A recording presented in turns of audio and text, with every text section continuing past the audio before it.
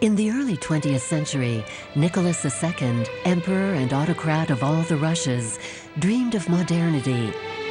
To make this dream a reality, the Tsar widened the opening made by his venerable ancestors to the west, letting the universal light of Western knowledge shine on his empire.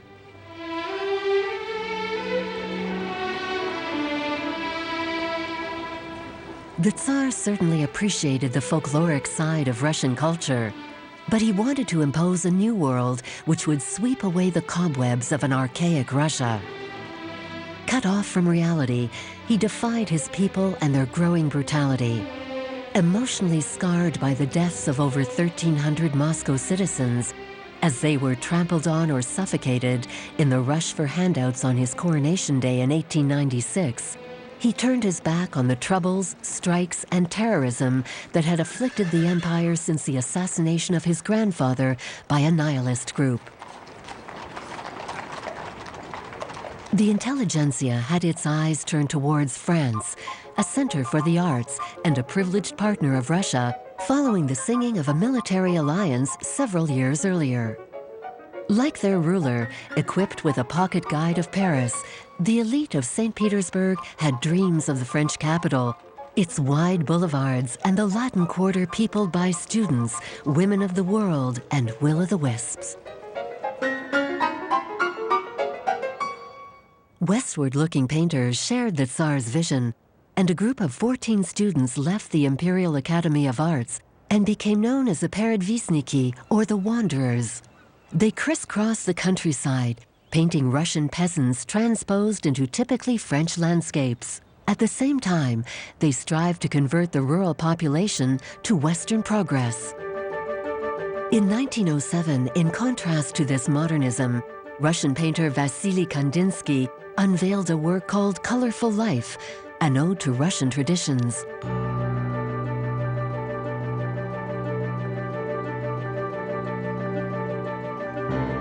What can we see? Light and multicolored, like a stained glass window, the painting reveals to the viewer all the life of old Russia.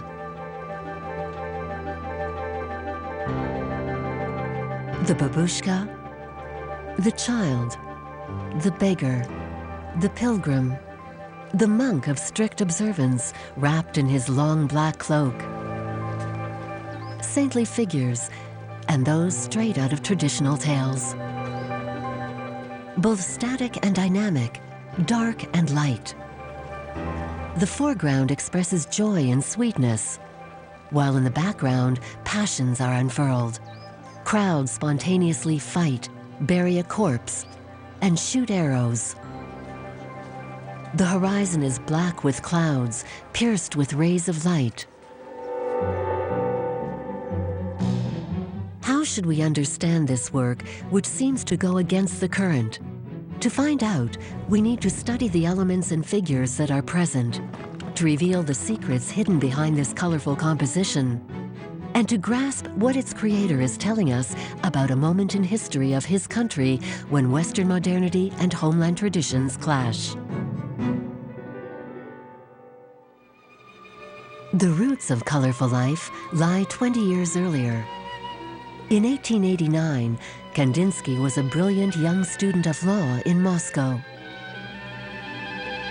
A progressive thinker interested in the writings of Karl Marx, he embarked on a tour of the north of the country to study peasant courts. He traveled the first 500 kilometers by train, as far as the track would take him.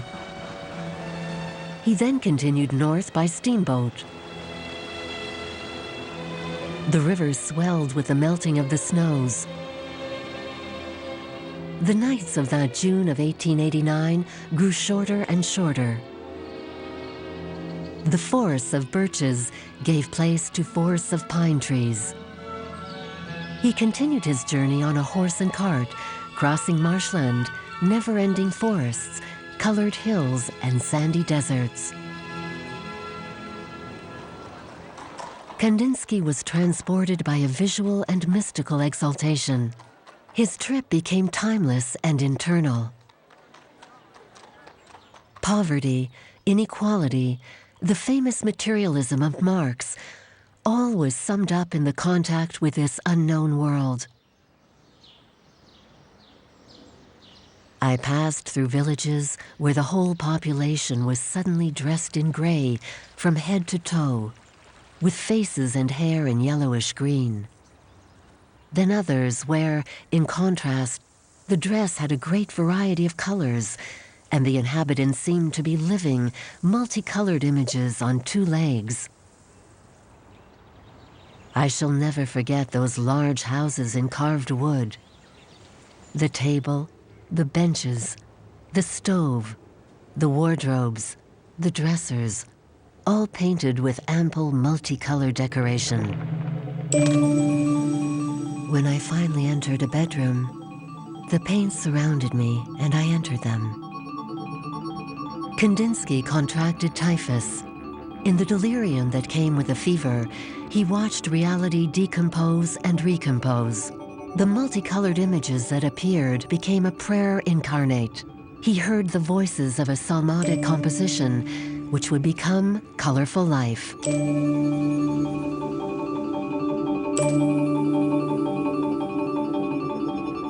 And sure enough, 18 years after this epiphanic journey, Kandinsky's painting is set in the village at the confluence of two rivers where he contracted typhus.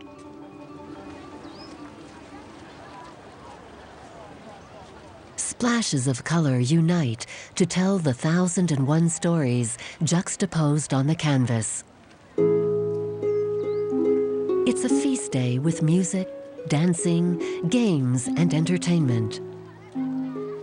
Lovers chase each other in the grass. The boaters and the child turning round and laughing are signs of a joyful, harmonious world. Two peasant women wear traditional heavy woolen skirts, blouses, and scarves on their heads. The touches of color evoke the gold and silver thread embroidery and the beads used for feast day dress. A cat looks on, Kandinsky's cat, which he named Vaska, a name often given by Russian peasants. The people in the foreground look out at the viewer.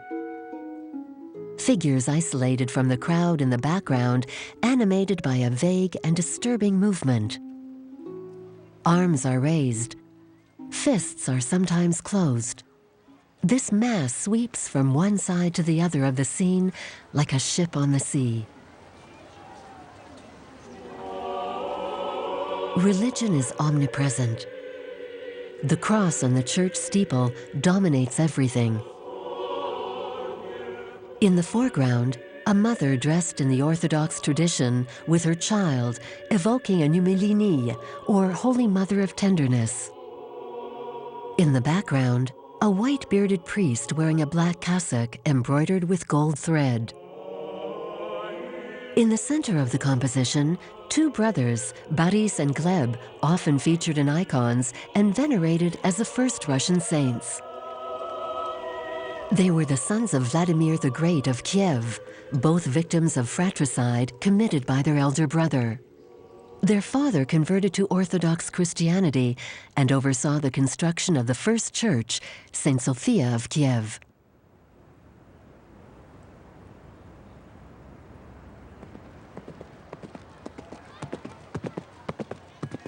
Between two tree trunks, a knight appears, sword raised ready to strike. This is the most frequent motif in Kandinsky's work. It's St. George about to slay the dragon. Like here, he is generally mounted on a white steed, confronting a serpentine dragon. A pagan myth assimilated by Christianity and the subject of numerous icons, St. George saves the emperor's daughter Elizabeth. The miracle of the dragon is one of the founding myths of the Russian Orthodoxy, symbolizing the triumph of Christianity over evil and the obscurity of ignorance.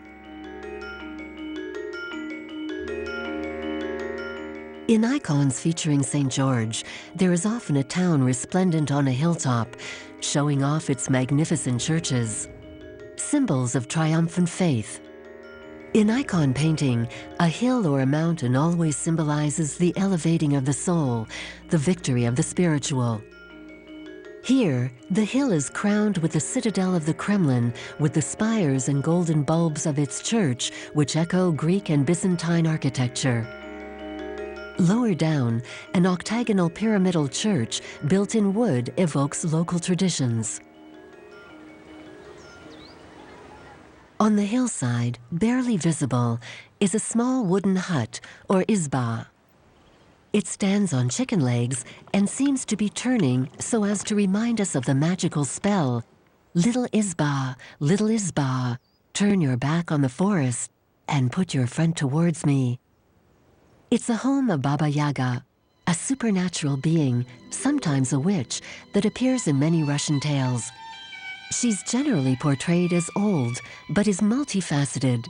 She is seen as evil, a fighter, a giver of life, the guardian of the underworld, the mistress of the forests and wild beasts, and she who controls day, night, and the seasons. Everything featured in the painting reminds one of the recurring motifs of lubki, woodcut prints which tell popular tales, or serve as illustrations of history, religion, and daily life. Lubki were hung on the walls of all Russian izbas.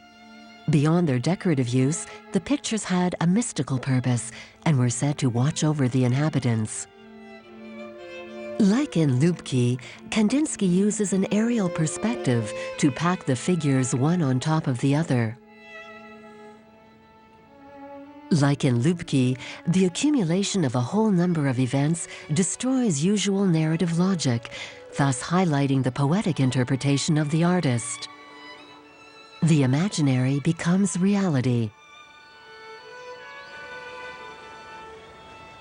When Kandinsky returned to study in Moscow after his long trip, he submitted a report in which he fervently upheld the right to rural customs. He had been won over by a vision of the world that favors intent rather than action, the immaterial rather than the material. Kandinsky refused to see Russian traditions, his tradition, as folkloric and backward. He refused to categorically embrace the Western thought advocated by the intelligentsia and universities, despite belonging to both. In doing so, Kandinsky joined a minority of thinkers and artists fighting against this elitist culture. The man who headed this revolt was none other than the author Fyodor Dostoevsky. Throughout his life, Dostoevsky stood up for a strong and independent Russian culture.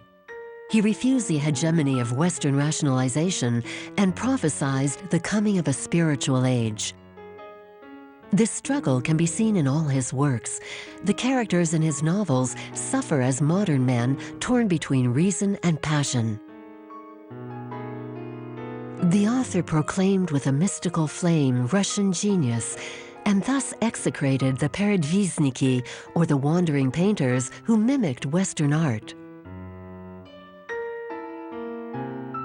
In the eyes of the peasantry, these painters embodied the ruling class, and they were often the victims of beatings out in the fields. Dostoevsky reproached their arrogance and inherent stupidity, turning the term peredvishniki into an insult. Kandinsky began to have doubts and considered giving up his law studies. In 1897, a seemingly minor event finally made up the young man's mind. The British physicist J.J. Thomson proved the existence of electrons and protons. Kandinsky understood the atom, from the Greek atomos, meaning cannot be split, as the smallest indivisible element of matter in nature. This discovery disproved forever, in Kandinsky's eyes, a rationalist thought, and he quit law school to become a painter.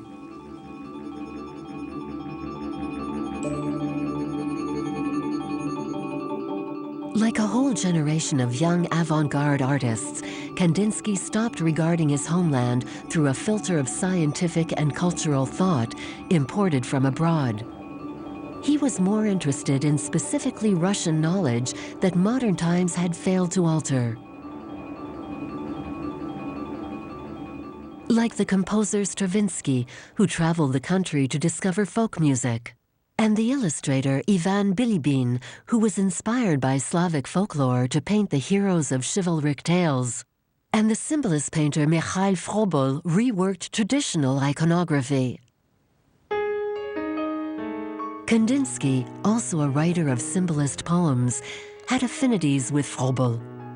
He was excited by his fellow painter's light and vibrant hand, which brought out emotions that touched on the unspeakable, to the point of almost losing one's mind. He has a mark of Byron's genius, the revolt of Lucifer. Hence his being drawn into luxuriance, into the impassioned sensuality of Oriental mystic. The symbolism of Froebel crosses over into religious ecstasy, wrote one critic in a St. Petersburg newspaper in describing this flamboyant work haunted by the regret for the definitive loss of the golden age, of beauty and of harmony. This lost golden age echoes a preoccupation shared by artists well beyond the Russian Empire. It reflected on, among other things, the work of Paul Gauguin, who had a considerable influence on the Russian symbolist movement. Kandinsky became all the more aware of the concerns of foreign artists because he was allowed to travel the world, thanks to the support of his wealthy and liberal-minded family. A flurry of trips took him to Munich, where he attended the Academy of Painting, then to Venice, Tunis, Dresden, Rapallo, Zurich, and Berlin, not to mention his frequent visits to Moscow and Odessa. In 1907, when he painted Colorful Life, Kandinsky was in Sèvres, in the suburbs of the art capital of the world, Paris. In Paris, he saw at Paul Gauguin's retrospective the monumental "Where do we come from? What are we? Where are we going?" In it, Gauguin depicted past, present, and future. Generations lived side by side, totally at one with nature. Small groups animate the canvas with equality, reflecting the idyllic state of mankind before the expulsion from paradise. In this painting, Gauguin confronted an artistic utopia and a world that he believed was decomposing. This utopia was the lost golden age, which Kandinsky and other Russian avant-garde artists were in search of. Colorful Life is Kandinsky's response to the task of refinding this golden age as defined by Gauguin, and the painting hits the spot. The painter affirms once and for all the solidity of his own artistic conquests and reveals the first premises of a radical formal change. "I was seeking," wrote Kandinsky about his painting, "through the lines and the spread of colored points, to express the musical side of Russia."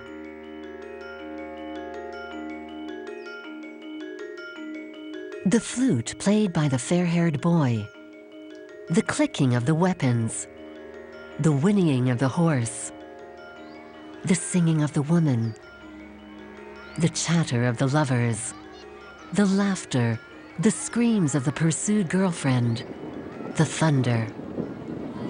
The painting's music is highly colored. Touches of paint and mosaic, almost divisionist, against a dark background which reinforces the luminosity of the scene and figures in an extraordinary way. Kandinsky used tempera, pigments emulsioned in water and egg yolk rather than oil, which was a traditional medieval technique at the time considered outdated. Tempera is fluid and dries quickly, and it can be easily reworked. The opaque white brightens on drying, and mixed with other colors, it creates very bright hues. Here, the artist invents a chromatic vocabulary in which black serves as a support for the colors which stand out all the more from this strong light and shade contrast. In this, Kandinsky was influenced by the theory of colors, written in 1810 by the philosopher, poet, playwright, statesman, and man of science, Johann Wolfgang von Goethe. Goethe would inspire one of Kandinsky's most spectacular paintings, Yellow, Red, Blue, produced in 1925. Here, the artist transposed one of Goethe's theories, the birth of red from the meeting of light, or yellow, and darkness, blue. Experience teaches us that certain combinations of colors excite certain states of feeling, wrote Goethe. Kandinsky adhered to this psychological resonance of color, which led him towards the invisible and the expression of subjectivity, unlike the divisionists who explored the physical aspect of light. For Kandinsky, light was both a language of nature and of the symbolic, perceived by the intellect, but above all, by the senses. Color played a central role for Kandinsky from 1889, when he saw a production in Moscow of Wagner's opera Lohengrin. He claimed to have seen, when listening to the music, colors and lines dancing before his eyes and transcribing sound into painting. Since then, he dreamed of producing a similar painting. He wasn't the only one to have such a dream. In 1895, British artist Alexander Wallace Remington gave the first concert with his so-called color organ in London. He professed his belief in a pamphlet. In painting, we have not yet had images without form or subject, and only pure color. Even the most daring Impressionism has failed to take us thus far. In fact, there has never been art based purely on color. The purpose of the present invention is to pose a foundation stone in order to create such art. Kandinsky also dreamed of producing this universal art based on feeling, which would allow him to decipher the invisible and enter into direct emotional communication with the viewer. One morning, on arriving at his studio, Kandinsky discovered a canvas of indescribable beauty and incandescence. It had no particular subject. It was composed merely of splotches of color. As he approached it, he realized it was one of his own works left on an easel. One thing was perfectly clear, he later stated. Objectivity and the description of objects had no place in my paintings. They could even harm them. Kandinsky was ready to leap into the abstract. Colorful Life contains many of the motifs that would accompany him into the non-figurative. In All Saints' Day 2, painted in 1911, we see again at the foot of the hill the brothers Beres and Glib and two galloping knights. In Study for Composition 7, figurative motifs would appear again in the middle of the accumulation of forms, a hill and a knight. They would be merely traced in 1913 in Composition 7, in which the colored forms dissolve the figures and free up the lines.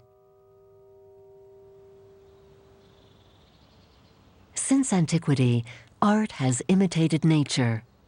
By taking the daring step towards the abstract, Kandinsky took part in one of the great revolutions of art. Another revolution, political this time, would erupt in October 1917. Kandinsky would return to Moscow and participate in the Soviet cultural adventure for 4 years before turning his back on it and going voluntarily into exile. Kandinsky was a man of contrasts. While contributing to two major revolutions of his day, he seems to have resisted the evolving modern society. As Colorful Life shows, Kandinsky's roots, like those of his art, were solidly anchored in the secular and unspeakable omniscience of the Russian people.